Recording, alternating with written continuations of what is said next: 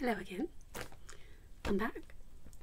It is part 2 of the current podcast episode, which is number 27, I think. Maybe. You'll know this. I haven't got a clue. You will know this because it'll be in the video title. It is at time of recording still Thursday the 15th of August. It is now 10:15 at night. Yeah, and this is just the last couple of little bits that I want to share with you this time.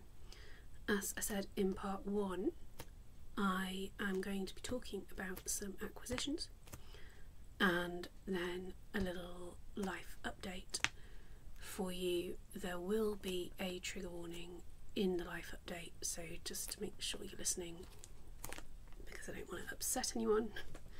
I will make it very, very clear that if you don't want to hear what I'm going to talk about, then you can just turn off and you won't miss anything else. But I'm going to do the acquisitions first because that's more fun. And really, if you've come to my channel, you are looking for Yarny Goodness, aren't you? Yeah. If you haven't watched part 1 already, there will be a link in the description for this video. I may, if I remember, add it to the end screen for this video as well, but I might not. So you're probably better off scrolling down. If I can figure it out, I think you can put cards up, can't you, to link things. So it's entirely possible. There's one here right now. It's unlikely though. Let's be honest, I can't really be bothered.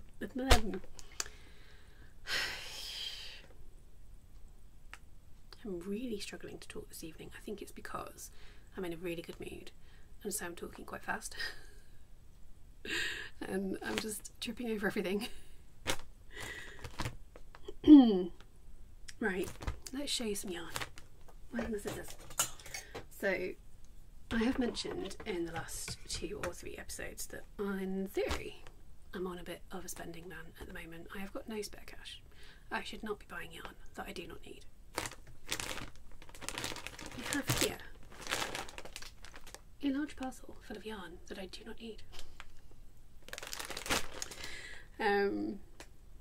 Yeah, basically I indulged in a bit of retail therapy after some stuff that has happened lately, which I'll tell you about later. And this is one of the results. I'm going to regret it when my credit card bill comes at the end of the month. But for now, I'm just going to enjoy the yarn. I have not opened it yet. I thought I would open it with you now. I can't entirely remember what I ordered. But this is from, excuse the rustling. This is from Wool Warehouse, who I think are a UK based company, but they do ship worldwide.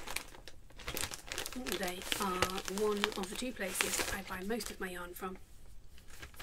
That's just the packing slip, which I shall stash out of the way. I've opened it upside down apparently. Ooh. Big bag of yarn. So yeah, you can see I went a bit mad. Now I think when I was ordering this, I did actually have plans for most of it. I've forgotten what most of those plans are now. This was me justifying it as I was buying it. And now, whatever, it's yarn. So let's have a look and see what I bought. Ah, yes. So I think I was mostly thinking of garments, actually, because I enjoyed making the summer top so much, which I will have shown you in part 1. It's got me, and actually the cardigan for my sister-in-law, that will also have shown you in part 1, it's work in progress at the moment, and the Christmas jumper that I've shown you previously. I'm really enjoying making garments at the moment, for myself in particular, but just in general, to be honest. And the pattern, the construction for the summer top that I made is like pretty simple actually, and it's worked out pretty well. There are a couple of tweaks I think I would make if I do make it again, but I'm thinking I've made a summer version. I'd like to make a winter version too, nice cozy one. Not necessarily in this yarn, but this is one of the candidates. I think I have tripping over my words again. I think I have bought enough of most of the yarns in this bag to be able to make that top, so I can kind of choose as I go what I'm going to do with them. This is Yarnsmith's Pebble Haze DK. Yarnsmith's is Wool Warehouse's own brand. I think they've set them up just over a year ago now, maybe 2, and I've tried a couple of the yarns from within the Yarnsmiths range, and so far they've all been lovely, and I've seen a lot of people raving about Pebble Haze online, so I thought I'd give it a try. This is, oh, it doesn't have the shade number on it. Does it have it on the, no, it's got the number. The colour number is 2C090. Let's see if they've put it on here. Pebble Haze DK Red Serpentine. Serpentine or serpentine? Either way, it's pretty. So yeah, I have got a bunch of these. Look at those colours in that.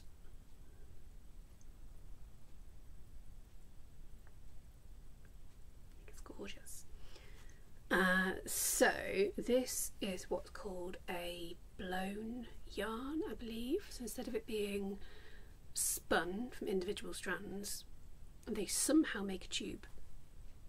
I don't know how, but they do.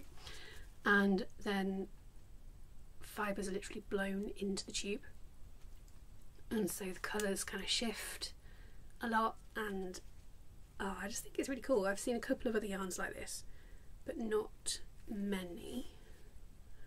I've gone for the DK weight because I find that the most versatile. No, not the most versatile, but just, it's not so thin that you're going to be working on something forever and ever and ever, but it's not bulky either. You can get quite a nice loose fabric and it can still be plenty warm enough. This is 67% cotton, 33% acrylic. Wouldn't have had it up otherwise. And you get it in 50 gram skeins, and you get 145 meters or 150 yards per skein. It is machine washable, which is always useful. It says it can go in the dryer, but I'm always dubious about that. I haven't ever put anything I've made in the dryer. And I've got 1, 2, 3, 4, 5, 6. I can't hold these anymore. 7. That's the other colour, isn't it? Is it? Yes. Oh, just throwing it on the floor. Yes, so they are not all the same. I've got some in Red Serpentine and some in Jet, which I think is this one. Hold on.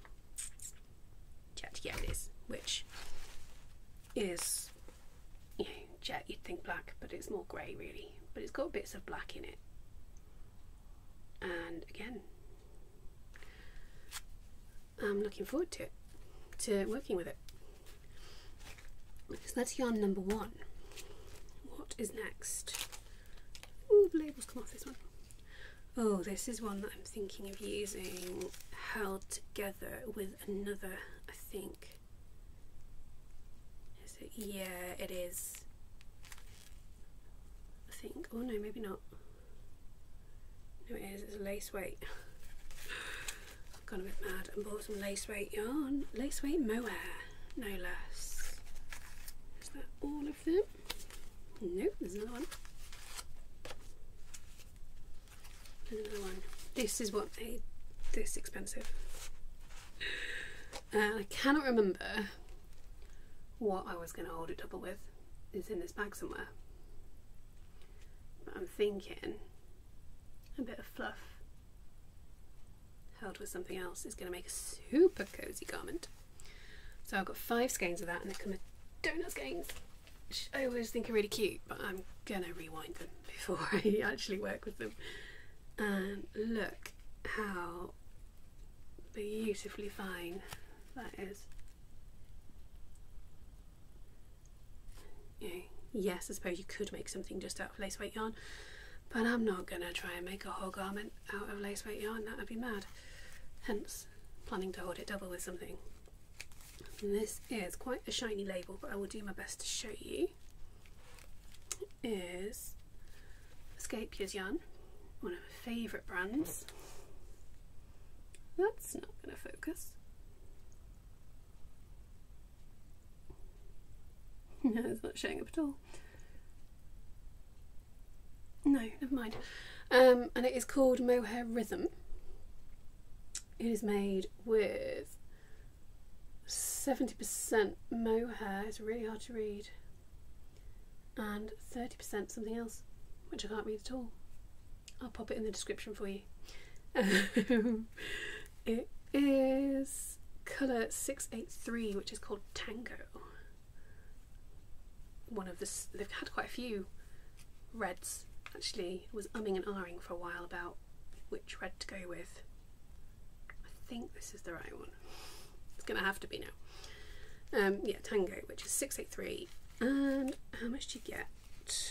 How much do you get? You get, it's only 25 grams, but because it's lace weight, that means you've got 200 meters per skein. So yes, it's a bit pricey, but it is quite good value, really. I can't remember how much it was. Does it say? Yes. Where's the Mohair Rhythm? Oh, it only tells me the total, and I haven't got the brain power at the moment to work out the maths. But 5 skeins worked out at £24.95. So there you go. Which, you know, again, that should be enough held with something else to make a whole garment. At least, you know, a top. I'm not talking dresses. So let's see if I can discover what I was going to hold it double with. Is it this one? No, because that's just a sock, I think. It's just a sock yarn. Trying not to show you my address. Yes, I've got one of these. This is, I'm a masochist and I like working with black yarn. Never said. And so I've bought some black sock yarn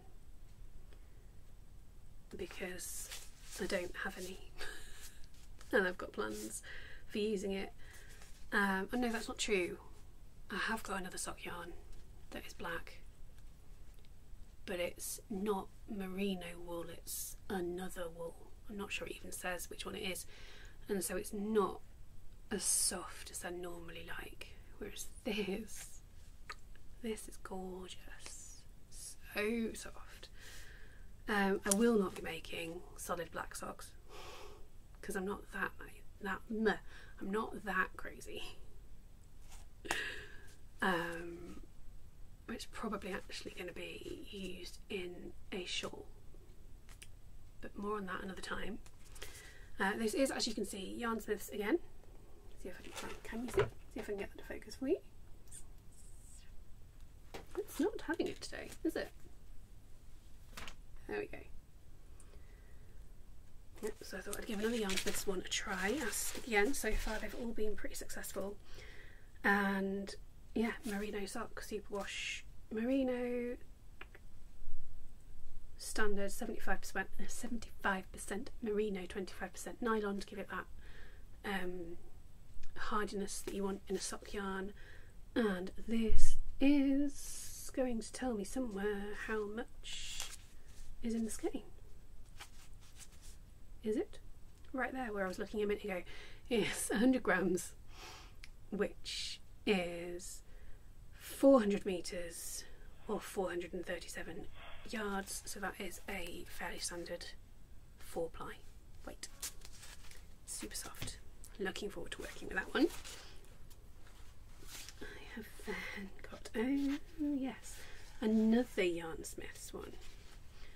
Are these all the same? Let me just check before I tell you about them. I think they are 17. Are they just 2 or are there 3? No, those 3 are all a different one. This is, I've got 2 of these. I'm just going to hold up one. This is Yarn Smiths, again, Elvis, which is a, as you can see, a self-striping yarn with a long colour change in it. This colourway is called Crikey. And these are all, I can't remember, did they do a competition or something? I think they might have done a competition to name either the range or one of the colourways, I can't remember. Elvis is a snail. Yeah. And so all the yarns are names that could work for a snail. All the colourways, sorry, are names that could work for a snail. Crikey is a bit random, but I like it. Ned and Kelvin helped me choose this colourway, by the way. They said they thought it was the most me out of the range. That light is not working very well. I'm hoping that's going to show up better in editing. Let me see if I can adjust. That's better. Yeah, it's going to be really fun. I've got no idea what I'm going to make with these because I've got 2. Let's call them now.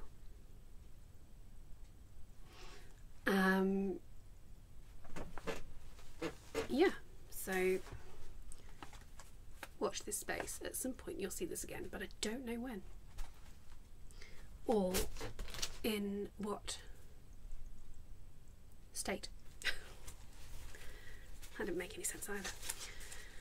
Okay, I believe there's just one more yarn to show you. Again, Ned, my little boy, and Kelvin, my husband, have helped choose the colour for this one. 1 colourway, 3 skeins. This, I think, is what I was going to hold the merino with. Hang on, let me find the merino again. Stay. Yeah, look at that.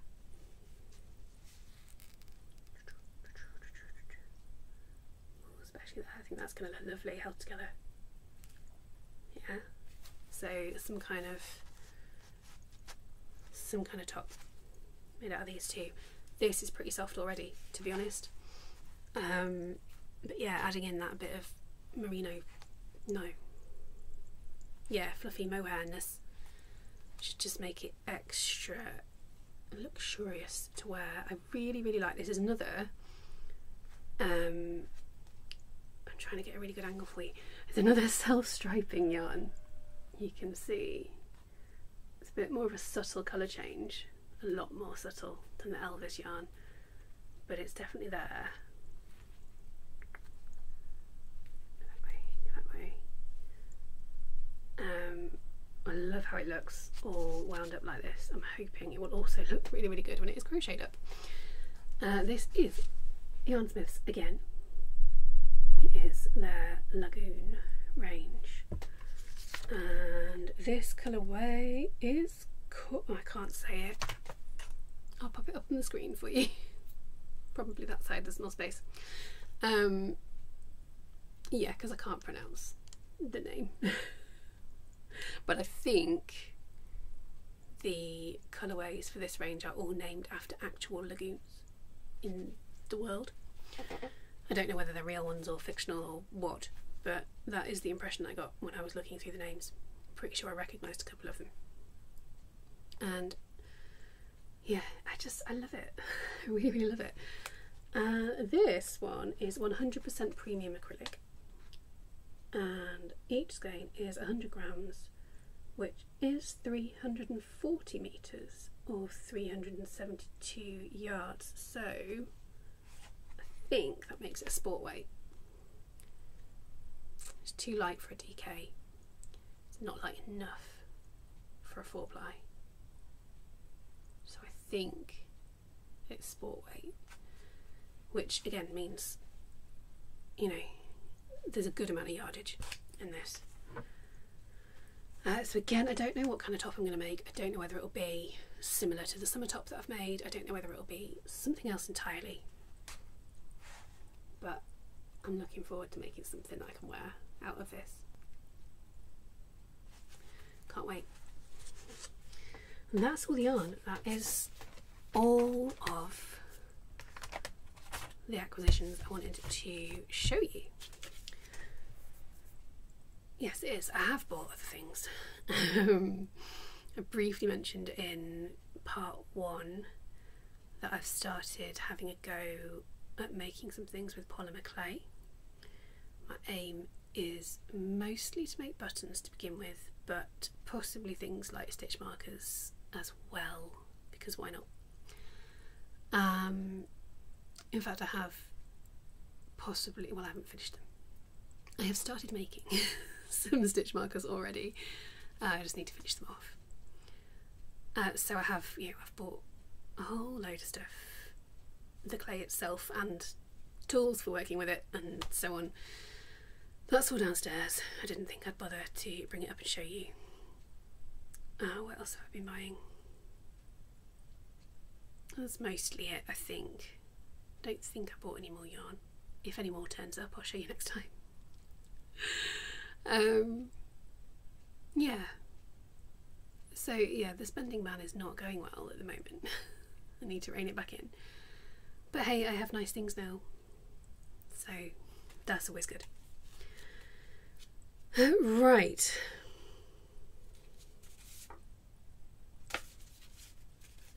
On to the chatter. Nice bit first. As I mentioned briefly again in part 1, right at the beginning, we have just been away, just for a couple of nights. We didn't go far, just a couple of hours away from where we live. We stayed, I can't remember the name of the town we stayed in, and it was only a Premier Inn anyway, so it doesn't really matter where it was because they're all the same, which is what we like about them, to be fair. But what am I trying to say? The purpose of going away was to visit Knowsley Safari Park, which is in Tyneside in the UK. Place which I've not spent a lot of time in, but we had a lovely time, so we'll probably go back at some point. And yeah, I can highly recommend Knowsley Safari Park. I shall pop their website in the description for you. I'm going to put some pictures up as I'm talking. Yeah, it's really fab. Just a great setup. You can, it's drive-through. Well, no, it's 2. There's 2 sections. There's a drive-through section to the safari, and there is a walk-through section as well.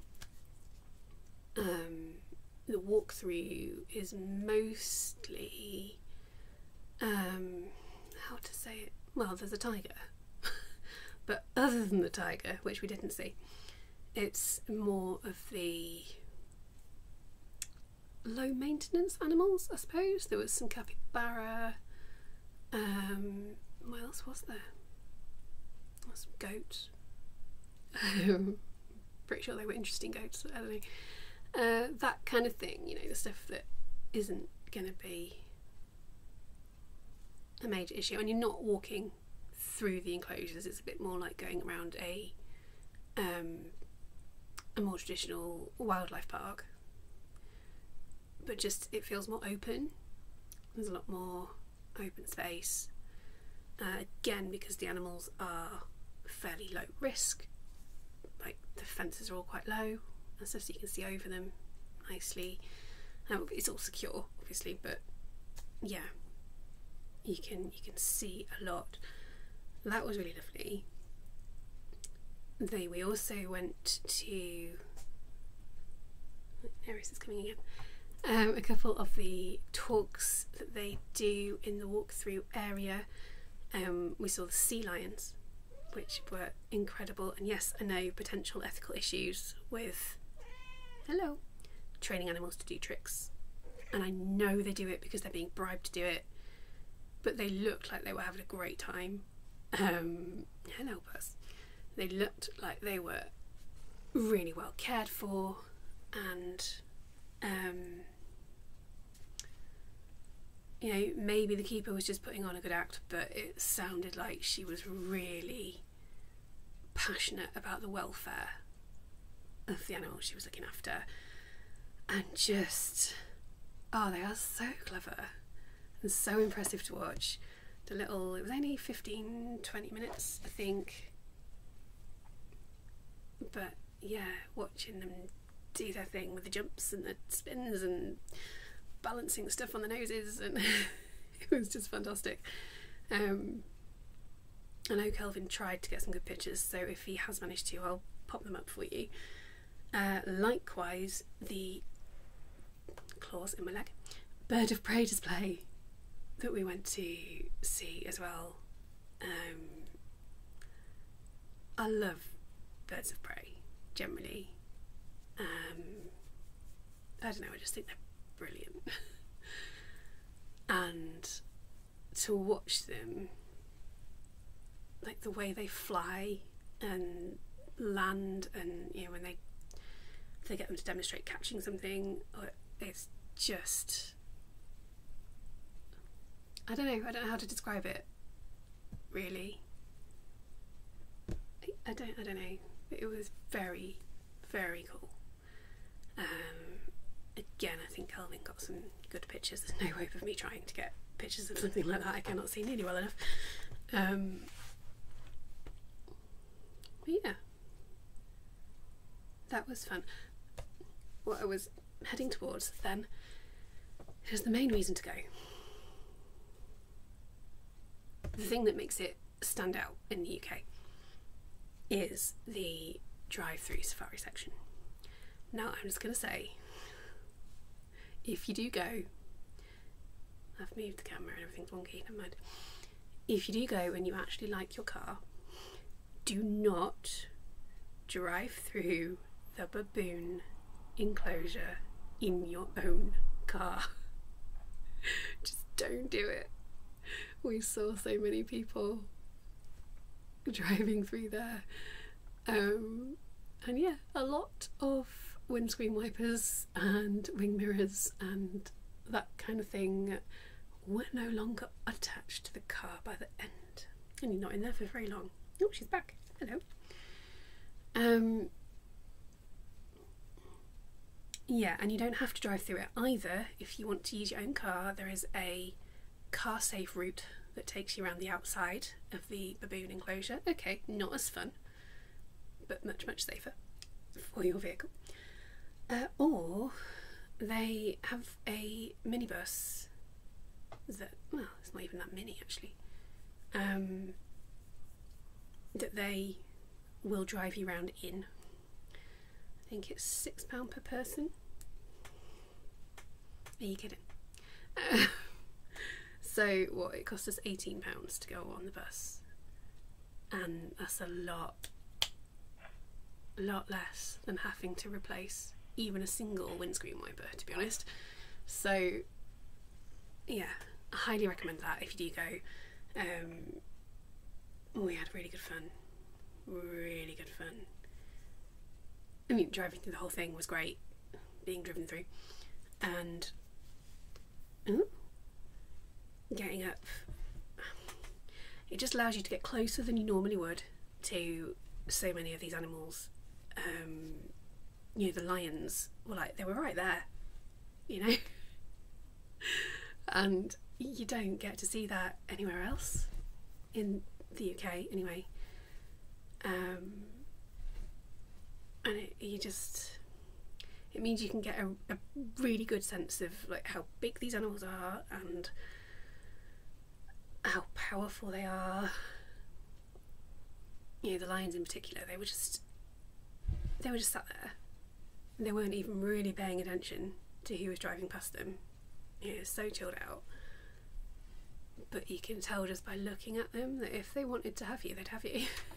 You know. So yeah, it was all a bit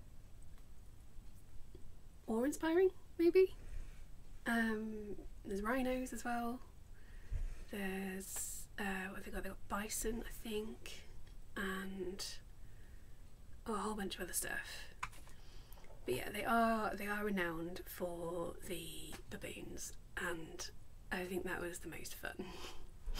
Bearing in mind we were on the bus, it might have been less fun in our own car because they just swarm.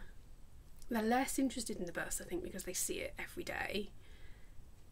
But yeah, those people who did take their cars in, and we went past one where, so the guy driving the bus gave a bit of a talk on the way around, gave lots of information, and he said they don't actually know how many baboons they have because they breed so quickly.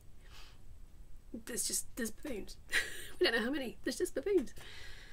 One of the cars we went past had to stop and kind of wait for things to move on. I've got cat hair in my face now. Because there must have been about 15 baboons sat on it. Half of them were babies, which is just brilliant to see anyway. And they were just like quite happy, just sat there going, yeah, what? Sitting on your car, you know? So yeah, I don't know, it was really funny. A couple of them did climb on the bus. They like hang ropes down the side of it so that they can climb up to try and encourage them, you know, to put on a bit of a show without forcing them to do anything. Ridiculous animal. And yeah, it's just really funny watching them. And then even when they weren't swarming cars, there were just massive groups of them sat about on the grass, playing in the trees, you know, little baby ones chasing each other about. It was incredible. So yeah, if you get the chance, do go. Do not drive your own car through the baboon enclosure. Don't be that idiot. But yeah, it's not cheap as days out go, but I think it was worth it. Right, that's the nice chatter. And now comes the trigger warning. I am going to talk not for very long because I will get upset and I don't want to cry. I am going to talk about abortion and pregnancy loss in general. Ow, claws in my knee. She's trying to sit down and be lovely, but she's sticking her claws into my knee. So yeah, I completely understand it. You know, abortion is an incredibly controversial topic, never mind the sensitivity of it. Pregnancy loss, baby loss, also very, very sensitive topics. You know, I know that myself from personal experience. So if you don't want to hear about it, now's the time to turn off. I won't be talking about anything else in this video, so you're not going to miss anything. And I will just give you a couple of seconds to turn things off before I carry on.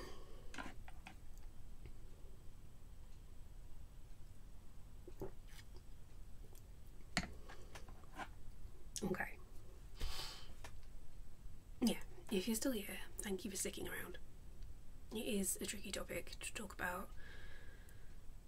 I wasn't sure whether I was going to, but I think it's important, partly from a personal point of view, in that I know you don't need to know every detail about my life. You know, I'm not going to share every detail about my life, but this has had a huge impact on me and on Kelvin. Not so much on Ned, we've kept most of it from him. But, you know, it's affected our lives. It is still affecting our lives as we speak. And then on a wider scale, you know, this is a big topic at the moment in the world. Obviously, with everything that's going on in America, I highly doubt that anyone of any importance in America will see this video. But if you're listening, just have a really good think about what you're doing. I'm not gonna have a go. I'm just gonna leave it there, because I will get really upset and really angry. But yeah, just think it through, you guys. So yeah, anyway, I think I've briefly talked about it before. A couple of years ago, well, all started a few years ago. We started trying for our second child when Ned was about 3-ish, maybe a little bit before, and it did not go well. Is the short version. It took a while to get pregnant in the first place, as it did with Ned, to be fair. And then when I did, over the course of the next 18 months, starting just before the first COVID lockdown in 2020, I had 3 miscarriages, all very early, physically not really an issue, to be honest. But obviously mentally, emotionally, world-changing stuff. About 6 months after the third one, I found out I was pregnant again. For the next several weeks. This would have been October, November 2022. No, 2021. Everything seemed to be going really well. You know, I had all the usual symptoms, which I hadn't really had with the 3 before. So, yeah, take from that what you will. And I had the scan on, so this is all kind of backstory to what's been happening at the moment, and I'm not going to go into loads and loads of detail, but we had the scan on Christmas Eve, everything looked great. We told Ned. We had a brilliant Christmas. It was my birthday just after Christmas, as it is every year. That was, yeah, we were on a high for that next week, basically, well, most of. And then, yeah, we'd sent off, as we had when I was pregnant with Ned, we sent off for the routine screening things that they do. And on the 30th of December 2021, I got a call from the hospital saying that I was at high risk for Down syndrome, obviously the baby having Down syndrome. That in itself was really hard. We'd already decided years ago, you know, when we were trying for Ned, we'd decided that if anything like that came up, we would terminate the pregnancy. You know, because we have that choice here. Thank goodness. You know, we desperately wanted that baby. And so, you know, we had to wait for further testing because of how far along I was. And when we eventually had the further testing done, it turned out that the baby actually had Patau's syndrome. I will put a link in the description for anyone who wants to know more about that, but basically, yes, you can continue with the pregnancy. Yes, you may give birth to a live baby. You probably won't. And even if you do, that baby is not going to be well, ever. it's not going to live long. Yeah, so as soon as we had that diagnosis, it's like, right, this is over now. So obviously, I had a termination, went into hospital overnight, and that was, I'm not going to go into the details of exactly how it all happened, but that was harrowing. The worst experience of my life to date, hands down. And short of something catastrophic happening to Ned, I can't think of anything worse that could happen. So at that point, we decided, right, enough's enough.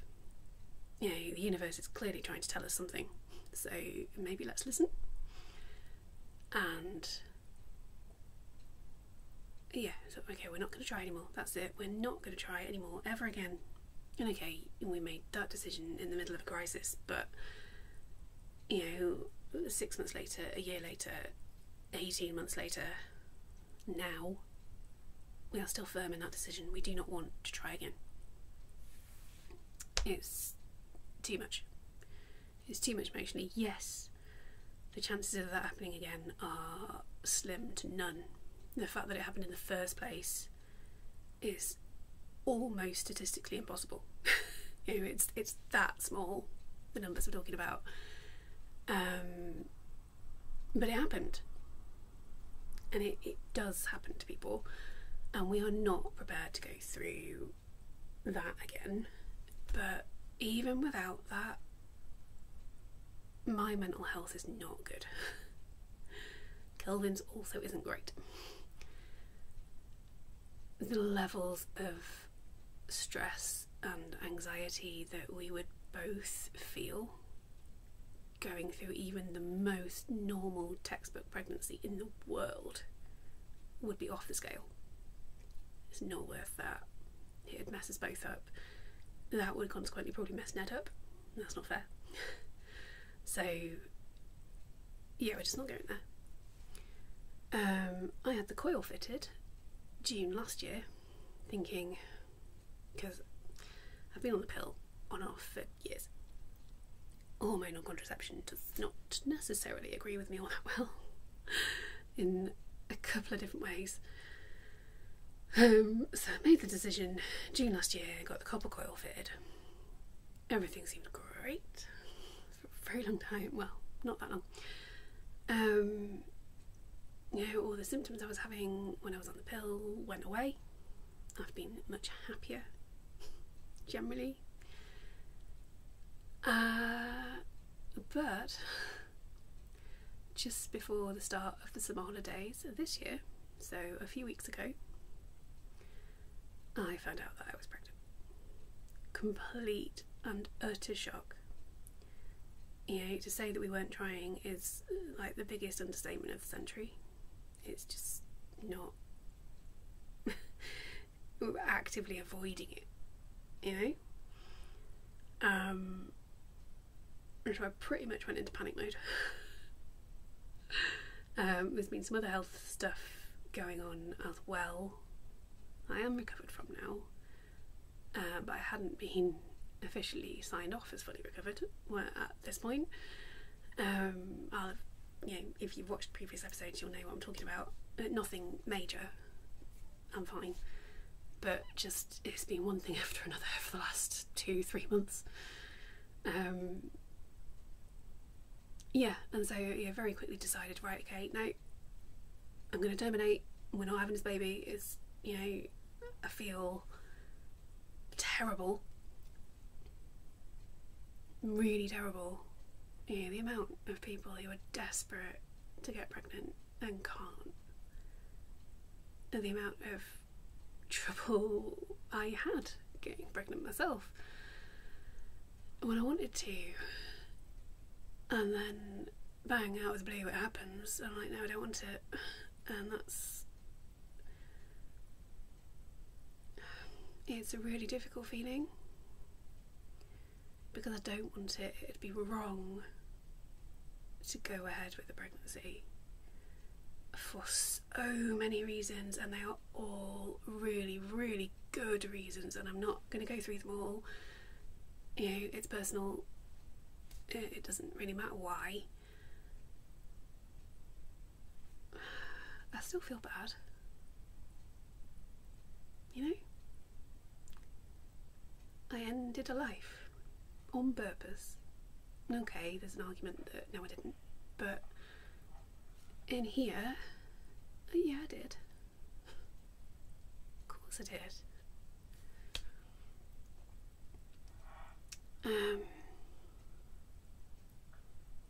Yeah, so, but that is the decision that I made, and that is what I have done. Just over a week ago, I had the abortion. I had hoped for it to be what is called a medical termination, where you just take some pills and it all sorts itself out. Of course, the reason that the copper coil failed was because it had moved out of place and it got stuck. Potentially too much information here, but I'm going to tell you anyway. It got stuck in my cervix, which is not where it's supposed to be. And no self-respecting clinic will let you have the pills without having the coil removed first. Fine, okay, I'll get it removed. Not a problem. Yes, problem. Our problem. Tried to have it removed, did not work. Do not recommend if you're in the same position. Just go for the surgical abortion. It's much easier. And that is where I ended up. Anyway, you know, they couldn't remove the coil before. So, long story short, the hospital, my local hospital, no longer handles pregnancy terminations unless there isn't, you know, a medical reason and you have to. You know, for years, I think pre-COVID even, they don't handle voluntary abortions. They just don't. And that means that they cannot do anything to you that will potentially cause a miscarriage. So they tried to get the coil out by essentially just pulling it. Ow. That's all I'm going to say, because, oh my god. And, okay, well ordinarily the next step would be to operate. Basically, we'd put you under general anaesthetic and we'd go in with the necessary equipment and we'd get it out that way. You wouldn't feel a thing. That would almost certainly trigger a miscarriage, so we can't do it. I mean, yeah, that's how it is. You know, they weren't doing anything wrong. They perfectly brilliant, and they were so apologetic about it. Honestly, all the staff I've spoken to everywhere throughout all of this have been so good. But I was so upset. But anyway, ended up having what is called a surgical abortion. Local anaesthetic, and if you're lucky you might get sedated. I didn't. And they go in and suck it all out basically, and can remove the coil at the same time, which was not comfortable. But it wasn't too bad, to be honest. It took about 10 minutes, and you know, I think honestly I was in the waiting room beforehand. In fact, no. So if you include all the waiting time beforehand, the recovery time afterward, and the procedure itself, we spent more time in the car on that day than we did at the clinic. That's how quick and easy it was. You know, yeah, like I say, not comfortable, but as I have just described, definitely not the worst thing I've ever experienced. Not by a long shot. So, probably no worse than having the coil put in the first place, actually, in terms of physical discomfort.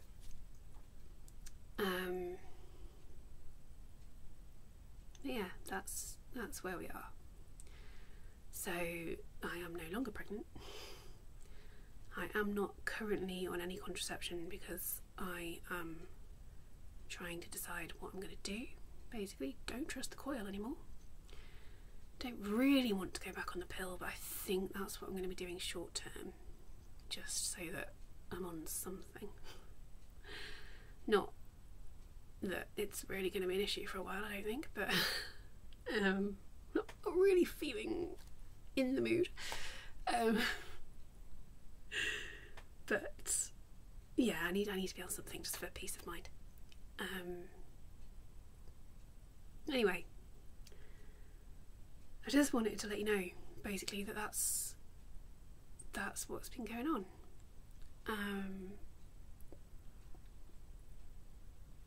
It's been a lot to deal with, but I'm still here, and I'm doing okay. Some days are better than others, but I'm doing okay. And I guess really what I want to end on is just that if you have experienced anything like any of the stuff I've just told you, and you just want someone to vent to, you know, I'm not a therapist, I'm not a doctor, I'm not any kind of professional, but the life experience is there, the compassion is there. If you just need to get it all off your chest, drop me a message, send me an email, you know, put what it's about and, you know, high up so I know, in the subject line if you want, or just, you know, the first couple of lines of the email or the message or whatever, just so I know what I'm about to be reading, because I might not always be in the state of mind to do it,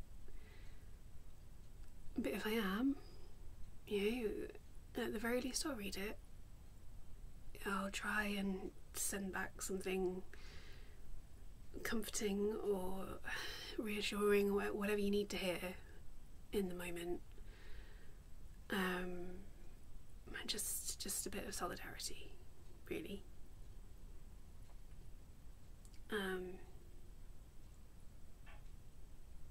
Yeah. You're not alone. And I'm not alone. And I am not going to cry on camera.